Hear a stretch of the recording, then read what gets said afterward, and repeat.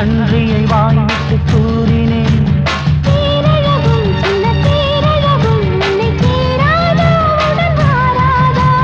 மானழகும் கண்டை மீனழகும் கண்கள் காட்டாதா இசை கூட்டாதா?